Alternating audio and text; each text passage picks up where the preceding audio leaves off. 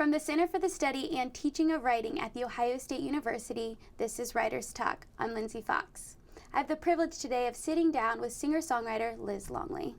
So welcome and thanks for being here. Thanks for having me. So you are becoming known for your emotionally engaging songwriting. When did you start songwriting? I actually started when I was 14. My parents went away on vacation, and I think I felt like free in the house to write whatever, and I wrote a song called Bye Bye Baby. It was a breakup song. I was 14. I don't know how it happened, but that's when I fell in love with writing. Do you have any inspirations when you're writing, or where do you go to write, or what do you do? I don't have a specific place that I go to write, but I really draw from everyday life and just inspired by things that I've gone through and I've seen people go through, and really drawing on the emotions of life, really. So out of all of your songwriting, what's your favorite song that you've written, or the one that had the most impact on you? I think my favorite song is always the one that I'm working on. It's the one that I'm most excited about because it's a great process. But the one that's most impacted me is definitely a song called When You've Got Trouble.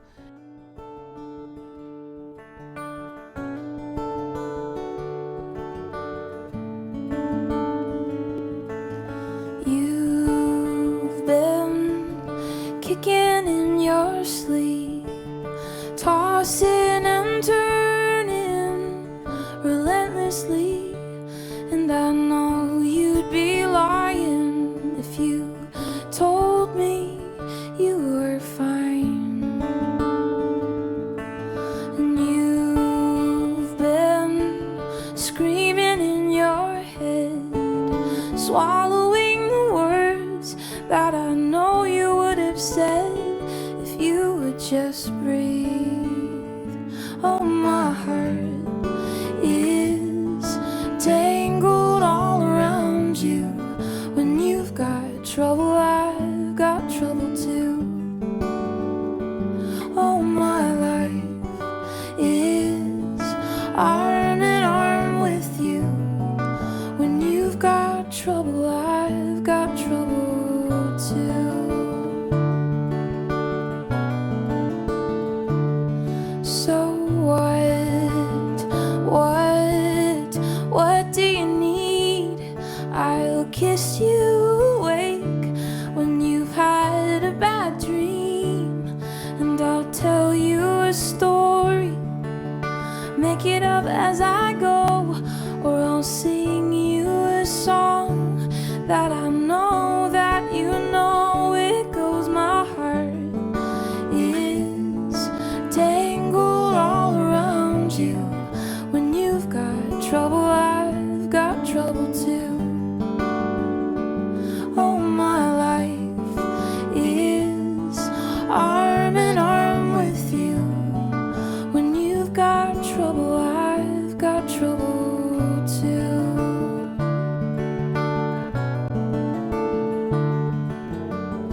You and I live like the tree and the vine. Oh, my darling, we're so delicately intertwined. I'll ease your pain 'cause you've eased mine. Oh, my heart, it's tangled all around you. When you've got trouble, I've got trouble too. Oh, my life is arm in arm with you. When you've got trouble, I've got trouble too.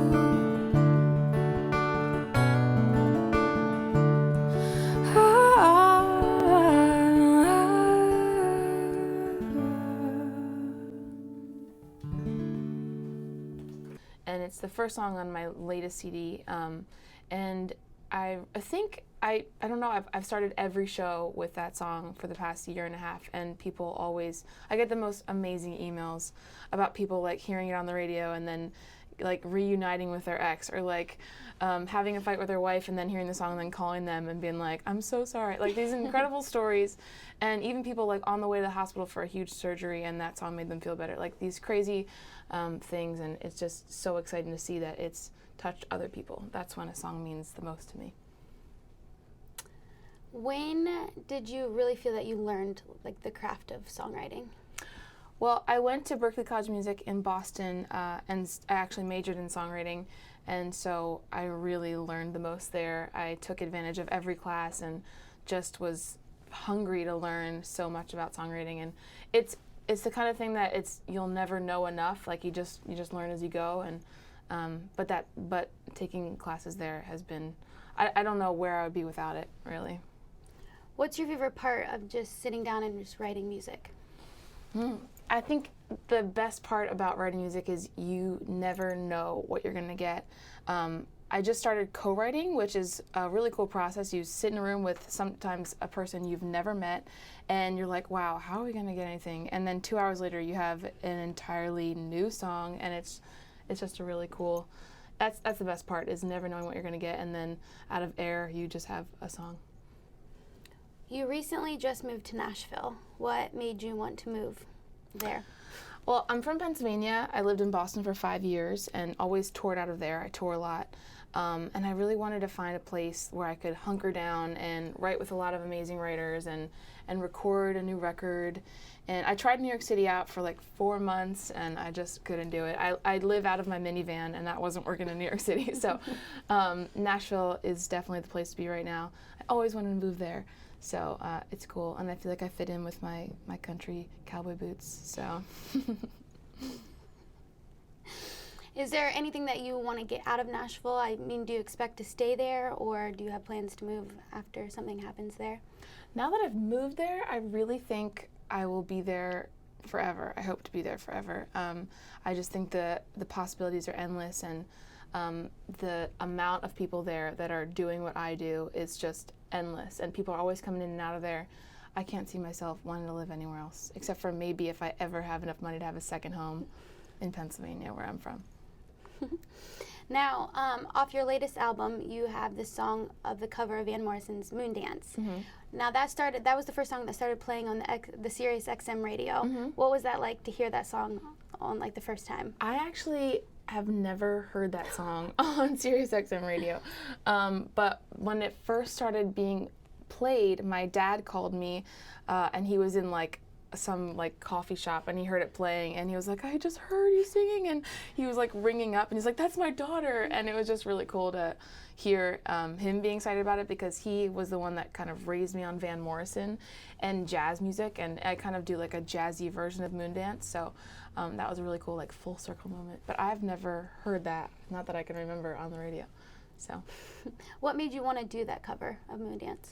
I've always like wanted to do, well, long story short, John Mayer came to Berklee a couple years ago, and he did this amazing seminar on just everything music, and he was saying, why do a cover if you don't add anything different? And so I really wanted to take that song and really make it mine, and that's why I kind of did it jazzy and I scat on it. And now sometimes I kind of do like a medley and I add the jazz song Summertime.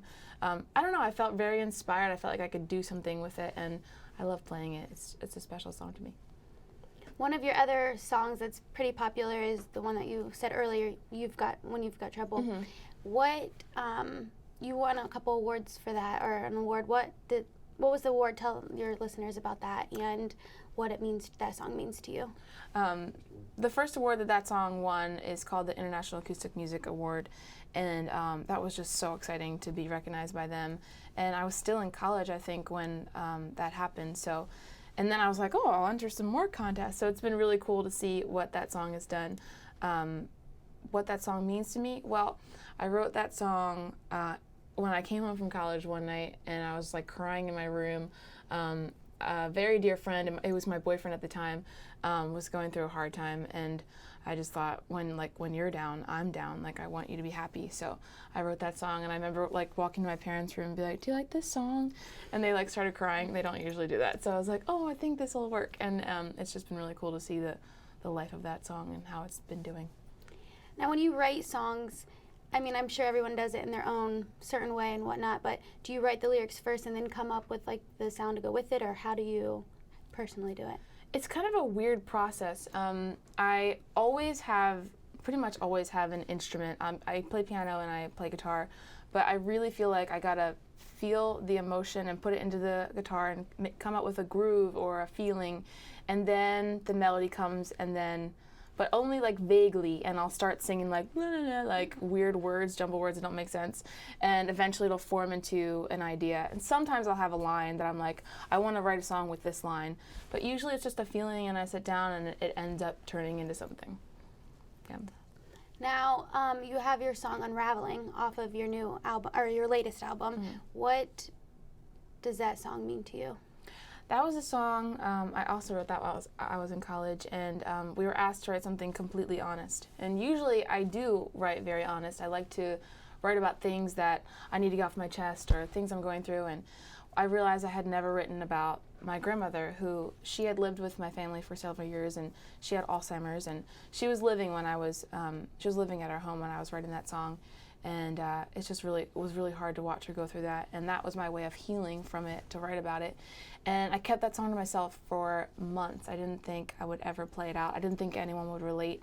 And my mom was like, you should start playing that out. And when I did, I was just overwhelmed at the reaction. I had no idea how many people like have grandparents or parents that have Alzheimer's. And so now I try to play it all the time, and now I play it out, and it's on the CD too. Off your latest album, how is this one different compared to, say, your previous one? Mm-hmm. The latest album, Hot Loose Wire, is the only album I've done that's completely acoustic. I was kind of inspired by Patty Griffin, and she has an album called Living with Ghosts, and it's just her and her guitar, and it's so raw and real, and I really wanted to do that for my listeners, so that's why this latest one is really stripped down. Do you have a favorite song off of the latest album? I would say When You've Got Trouble, just because of the reaction that it's gotten. But a lot of the songs are pretty personal and pretty true to my life, so they have a place in my heart. They're like my little song babies. Since you're putting yourself out there, I mean, emotionally, what do you want people to get from your music? I just want them to relate and find some kind of comfort in it. It's always, people are always like, aren't you a little scared to be like talking about your breakup or like your grandmother? And I've just learned that through doing that, people hear themselves in it. And so I put myself out there and hope that they will find comfort in it. Do you get a lot of feedback from people and saying, you said earlier that you have people emailing you or whatnot. Have you had anyone that's really, really touched you? I've had some pretty incredible stories. Some of them are so personal I wouldn't feel comfortable sharing them, but it's unbelievable. Sometimes I'll just sit at my computer and be like, oh my goodness, it's amazing. It's why I continue to do this. What do you have in store for the future? Like, do you have any plans that are set, ready to go, or? I am just, I've really started thinking about the next album. I haven't decided where I'm recording it or who I'm recording it with, but I'm just writing a ton in hopes that I'll have 12 songs that I really, really love and love performing, and hopefully not as sad as the last album. I feel like that was like the saddest album I could have ever put out, and hopefully it'll be all sunshine up from here. You seem to touch on couple different genres when you're doing your songs. And with the song Skin and Bones, you touch on a different one. Will you tell me a little bit about that? Yeah, Skin and Bones is bluegrass. I'd never really done bluegrass, but I always love when I'm writing to go into different genres. I've started off with like jazz, and I do a little folk pop and blues, and I realized I'd never done bluegrass, and one night I was really angry, so I wrote this angry bluegrass song. It's called Skin and Bones. So it feels really good to play that and get that out of the system.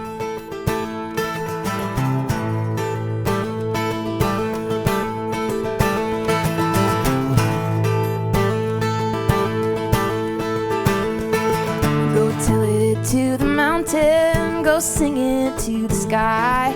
Ain't no one gonna listen here, ain't no one on your side.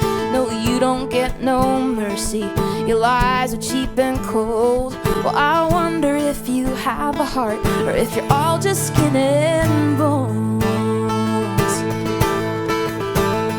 'Cause this whole town knows you burn every bridge you cross. Oh, we never thought we'd see the day you turn your back on us. Well, you got what you wanted.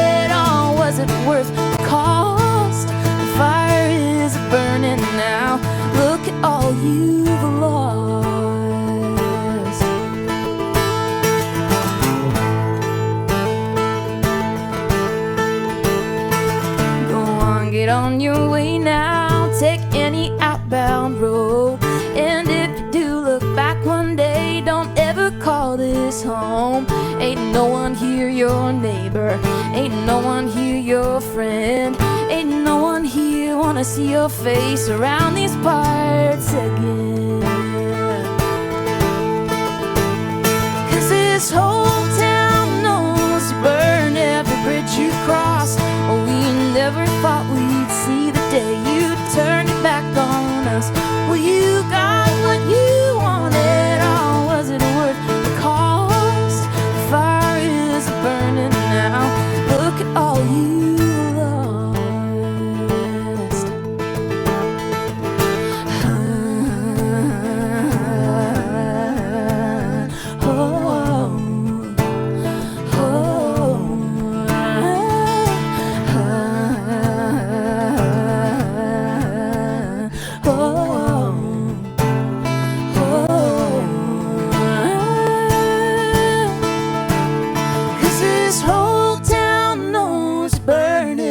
You cross. We never thought we'd see the day you turn your back on us. Well, you got what you wanted, or was it worth the cost? The fire is burning now. Look at all you've lost. You play both the guitar and the piano. Mm-hmm. When did you start playing on both of those? I actually started piano when I was 8 years old. My grandmother, who I wrote Unraveling about, brought home a free piano she found, and they insisted that I had to take piano lessons, and I was like stomping my feet. I wanted nothing to do with it, but I eventually did it and fell in love with it. And at 14, I started writing and realizing there wasn't much I could do on the piano. I felt kind of stuck. So. And I was playing like classical stuff. It wasn't translating. So I took up guitar right before college and really dug in and found myself in the guitar, I think. Yeah. Do you, when you think of writing songs, do you think of the piano or the guitar, like a certain one for each song, or does it kind of just come after? Like sometimes when I get stuck on a guitar song, I'll be like, hey, maybe this could work on the piano. I feel like I really gravitate towards the guitar these days, but there are definitely songs that I know right away, that is not a guitar song, or that is not a piano song. Unraveling, I could never do that on the guitar. Or Skin and Bones, I could never do that on the piano. Now, you said that this latest album is an all acoustic. How is that different than the other album before that one? Mm-hmm. Well, I released 2 albums before that. One is in 2007, one in 2009. And I was in high school when I did I was in college when I did the first one, and I got it produced at a studio near home, so it's like full band. There are some acoustic tracks, but I really want to do something stripped down, but those are cool. They're very produced, yeah. When you have someone like John Mayer say great things about you, what feeling does that give you inside? It was awesome. It was a really cool feeling. Actually, he visited the school for about a week, and we spent the whole week hanging out with him, talking songs, playing songs for him, and recording some songs in the studio. One night he actually walked me home. It was the craziest thing in the whole world because no one recognized him. And I was like, come on guys, I'm walking next to John Mayer. But I remember he stood on the corner of the street in Boston and said that he had great faith in my career, which was a really cool thing to hear from someone who I really admire musically. So. Do you have any singers that you idolize or look after? Yeah, I've always loved female vocalists like Eva Cassidy, who has passed away, but she was an incredible singer. Mindy Smith has the voice of an angel. I love Alison Krauss. She does great bluegrass country stuff. I think those are my 3 favorite. Oh, and I love Paula Cole, who you might know from I Don't Wanna Wait.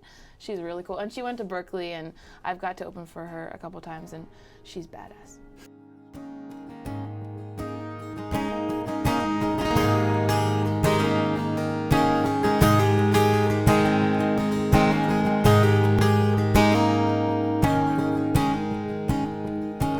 I couldn't stand the smell of smoke till he lit that cigarette. Never felt a temptation till I smelled it on his breath. And the night we first kissed on the balcony alone, well, it tasted like trouble, but he felt like my own bad habit I can't be without. Oh, bad habit, bittersweet on my mouth. We got a long drawn out story I don't wanna explain. I picked up a bad habit and I'll never be the same.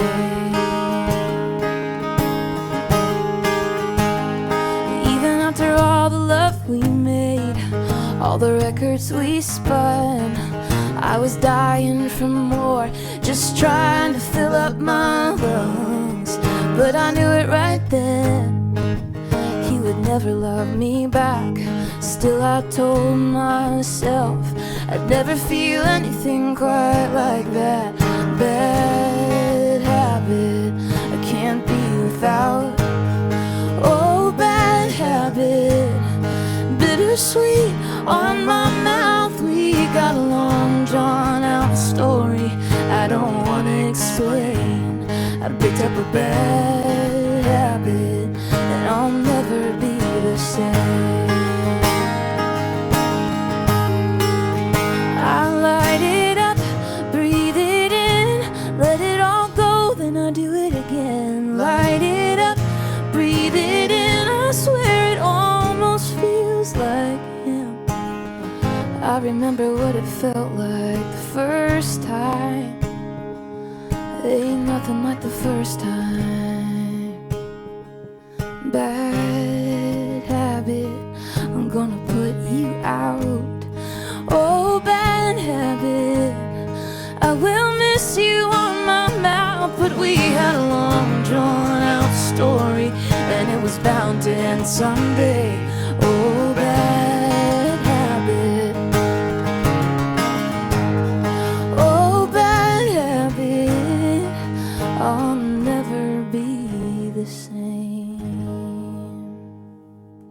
If you could play with anybody or sing, who would you choose? Oh, wow. There are a lot of people I dream about touring with. I'm a huge Taylor Swift fan. I'm just going to put that out there. I think she's a really great songwriter, and it would be a dream just to meet her and write with her one day. Touring-wise, I mean, anyone really. I love like Sarah Bareilles, and I love Maroon 5 and all those great. There's so many great people right now that I would do anything to tour with. James Taylor. Tell me about your latest tour. What did you do? Where did you go? Any favorite things that you did on it? Well, I basically have been on a perpetual tour since I graduated. I lived in the Northeast, so I really toured up and down there a lot. I did a West Coast tour, which was really fun, touring California, and a Texas tour. So I really try to hit up some different spots, but I'm really excited to finally be in Ohio. This is my first time here, and going to Indiana, and I haven't been there since I played in the Indy 500 with my marching band in high school. So, but I love touring everywhere. For anyone that wants to hang out and listen to music, I'm down. Were you in the marching band then? Or I was. what did you play? I played the clarinet. I actually didn't play clarinet until right before 9th grade. My dad was like, if you want to be in the band, you have to learn an instrument. So the entire summer, all I did for hours a day was learn clarinet. And I just had a great time. And then my senior year, I decided I wanted to be the drum major, which is not a drum player. You actually go in front and you direct everyone. So that was fun doing the salutes and the bows and stuff. But we had a lot of fun. I was totally a marching band nerd, 100%. Do you still play the clarinet at all these days? I don't. I wish I did. We used to play like Ashley Simpson songs on the field and just make up stuff, but haven't picked it up in a while. Do you have a favorite song that you love to perform? I always love playing the newest song because it feels, I love seeing people's reaction and finding out if it's going to work or not. It always depends. I do kind of tend to like the angrier stuff. It feels good. Like the Skin and Bones bluegrass is really exciting for me, and I hope to start writing more towards that. I think before I was writing a lot of slow, sad stuff, and I'm kind of trying to spice up the shows more. So I'm having more fun playing the faster, upbeat stuff. So do you have a certain genre that you go towards when writing, or just whatever comes out? Whatever comes out. I try not to judge it or force it to go in any kind of direction. If it feels bluegrass, I'm going to let it be bluegrass. If it feels jazzy, I'm going to let it go there. So I'm open to anything. You get the sense of like a folk singer kind of sense with that raspy, like raw, really engaging voice. When did you realize that you could sing like that? Well, my mom and I used to drive around the car and listen to the Judds, the country group, the Judds, and we thought we were going to be them one day. And, but I really was terrified of being in front of people and singing. I think my first solo was in 6th grade, and I think I was shaking more than my entire life. But I think I really fell in love with singing when I started writing, and then they kind of grew together. I grew as a writer and grew as a singer simultaneously. What helped you get over the stage fright or performing in front of people? I think it was in high school when I kind of settled into it and realized that people aren't going to bite you, and you just got to relax and be real. And I don't know, it's been a journey. I mean, sometimes they're scary, but most of the time, if I feel like I can be myself, I'm totally fine. I'm a goofball on stage and have a lot of fun, and it's not worth getting all scared about. Before you go on stage, is there any rituals you do or anything that you have to do before you go on? Nope, just pick up my guitar, make sure my face looks all right, my face isn't melting, and then I just go on. Do you feel more comfortable when you're holding a guitar on stage? I do. I think it makes me, I don't know, I can't imagine really performing without it, like having someone back me up and stand there with a microphone. Although that's fine too, but I really love playing the guitar. It gets me into it. Now you have a band and some people that perform with you. Who are those people and how do they come apart with you? Actually, the only time I had a full band I was in was a couple years ago, and we only did that for a couple months. But now, for the most of this year, I toured solo, just me and my guitar and my piano. And then my boyfriend, Gus Berry, is an incredible guitar player and singer, so he backs me up, and he'll be playing with me tonight in Ohio, and we have a great time on tour. He likes to drive, so it works out. Does he help you in any part of your music career? Yeah, he's an amazing producer, and we've recorded a lot together, and if I have something I just want to lay down, he'll hit record and we're good to go. He really does an amazing job, and he kind of balances me out. I'm kind of the crazy musician type, so he's very calm, and it's great to have him on the road. Well, thanks for being here. You can visit Liz's website at lizlongley.com, and she will have lots to come in the future. And thanks for joining us for Writers Talk. I'm Lindsay Fox, saying keep writing.